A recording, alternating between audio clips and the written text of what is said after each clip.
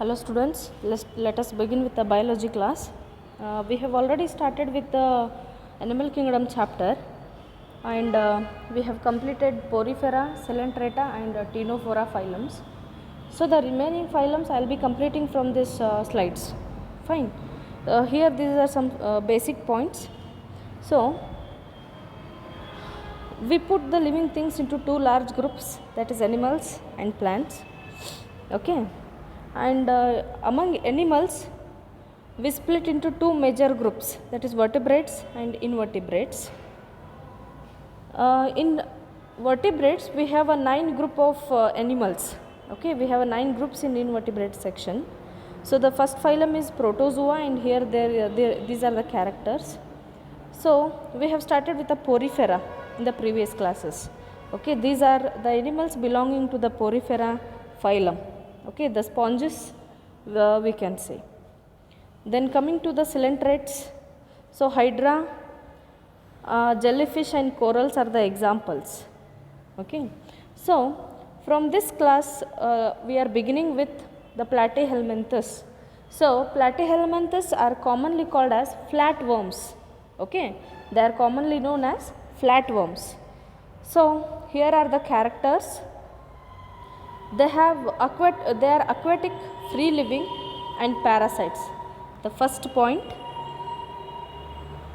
aquatic, free living and parasites.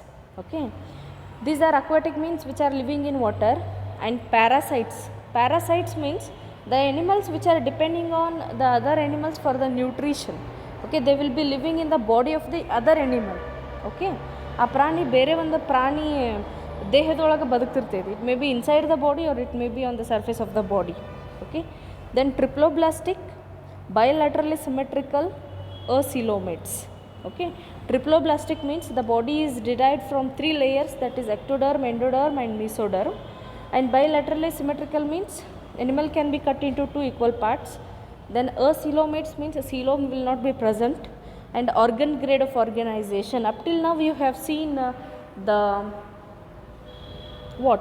tissue grade of organization, and from the platyhelminthes we have organ grade of organization and pseudo segmentation. Here the segmentation will not be complete, that means it is not true. Okay, then dorsoventrally flattened body means they are completely flattened. Okay, from dorsally and ventrally. Okay, chappate hulugalu anta karitare ivu. Okay, cephalization can be seen and head with the sense organs. Okay, head with the sense organs. Here these animals will have the eye spots on the head.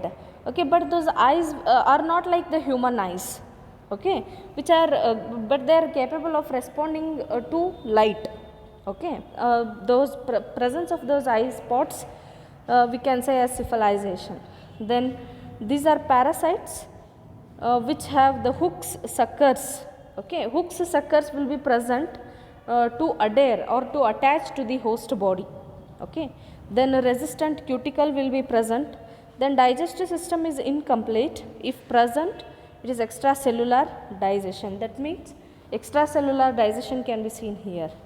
Excretory system will have the flame cells. The presence of flame cells is an characteristic feature of the platyhelminthes. Okay, they have flame cells for the excretion purpose. Then respiration is anaerobic in parasites. That means in the absence of oxygen the respiration is done. Then nervous system have the ladder like brain, 2 longitudinal nerve cords. See, from the ladder like brain 2 longitudinal nerve cords will be running. Then these are hermaphrodites, means both male and female gonads will be present within the same individual. Sexual reproduction is also present and asexual reproduction is also present.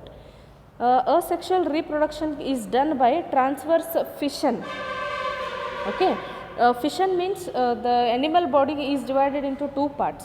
Okay, here the fission process is done transversely. Then life cycle is more than 1 larva, that means the indirect development can be seen. Okay, regeneration is present and learning behavior is present. Okay, these are the characters of the Platyhelminthes, and liver fluke is an example for the Platyhelminthes, and tapeworm is also the example. So, if you have any doubts, you can ask. Then coming to the next phylum, that is Nemathelminthes, or we can say as Aschelminthes. Okay. Here Nemo refers to the thread. Okay. They have a long thin roundworm like bodies. Okay. Nemathelminthes or Aschelminthes. Now coming to the characters, these are also parasitic, triploblastic, bilaterally symmetrical, unsegmented pseudocoelomates. Okay, these are also parasitic, means which are living in the body of the other animal. You, for example, jantu hulugalu nodirtirru, they are present in the intestine of human. Okay, and the triploblastic means they are derived from the three layers, ectoderm, endoderm and mesoderm, and bilaterally symmetrical, body can be divided into two equal halves, and unsegmented pseudocoelomates. Unsegmented means you cannot see the segmentation. Okay, the body will be completely cylindrical and appears round. Okay, then rounded body covered by resistant cuticle. You can see the presence of cuticle, which means the small the thin membrane or a layer which is present on the body of the animal. Okay, epidermis syncytial means which is made up of so many number of cells. Okay, so many number of cells are grouped to form the the layer. Okay, that is the syncytial epidermis, and number of cells per and number of nuclei are fixed. Longitudinal muscles in subepidermis. You can see the longitudinal muscles in subepidermis. Anterior end have no definite head. No definite head, neck, body will not be that differentiation you cannot see in these animals. Circulatory and respiratory system is not well developed. Anaerobic respiration is seen. Okay. Then digestive system is complete. Means within the gut the digestive system is done. Nervous system have circumpharyngeal ganglion ring. Okay, 6 anterior and posterior nerves can be seen. Here the circumpharyngeal ganglionic ring means the ganglionic ring will be surrounded around the esophagus or the pharynx. Okay, the nervous system will have this arrangement of nerve ganglions around the esophagus or the pharynx. That kind of arrangement we say as circumpharyngeal. Then excretory system will have the gland cells or canals for the excretion purpose, and sexes are separate. Sexual dimorphism is seen and fertilization is internal. Sexes are separate means both male and female animals will be separate, and sexual dimorphism, here the sexual dimorphism means morphologically you can differentiate the male and female animals. Okay, by looking into the animal you can say it is male or it is female. Okay, for example, Ascaris is an example for the Aschelminthes phylum.